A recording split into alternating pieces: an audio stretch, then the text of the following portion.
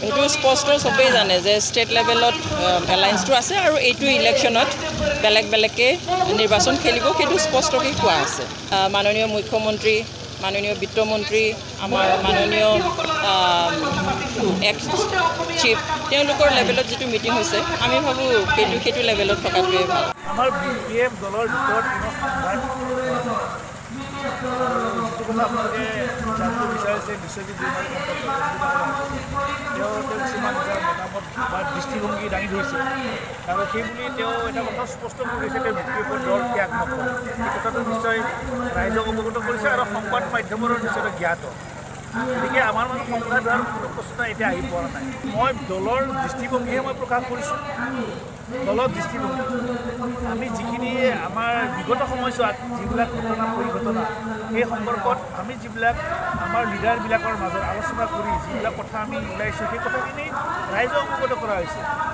গতিকে তেওঁৰ ব্যক্তিগত কথাত বা কিছুমান কথাবিলাকত আমি ষ্ট্ৰাইক কৰাৰ প্ৰশ্ন নাই আমাৰ দলৰ ভিতৰত মতানৈক্য ঘটা নাই ইমানৰ মোচাৰি কথাটো ওলাই আছে সেইটো অলৰেডি তেওঁ অপেন ডিক্লেয়াৰ দিছে তেওঁ BPFত নাথাকে আৰু দলত থকা নথকাটো ৰাজনীতি নেতাবিলাকৰ নিজস্ব নিজস্ব কথাৰ ওপৰত নিৰ্ভৰ কৰে কোনোবাই দল এৰি গুচি যাব নতুনকৈ আকৌ তেনেকৈ আমাৰ দলৰ মাজতে বেলেগ দলৰ পৰাও আহিব ইমানৰ মোচাৰি ডাঙৰীয়াই আমাৰ হয়তো কিবা কাৰণত বেয়া পাইছে তেওঁ দল ত্যাগ কৰিব বিচাৰিছে আজিৰ মুহূৰ্তত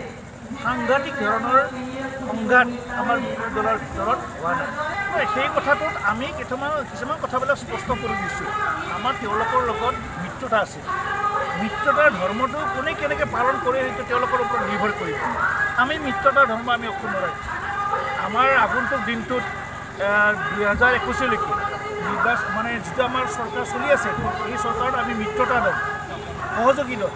গতিকে এই দলৰ লগত আমাৰ সম্পৰ্কটো আজিলৈকে অক্ষুণ্ণ আছিল 2021লৈকে অক্ষুণ্ণ থাকিব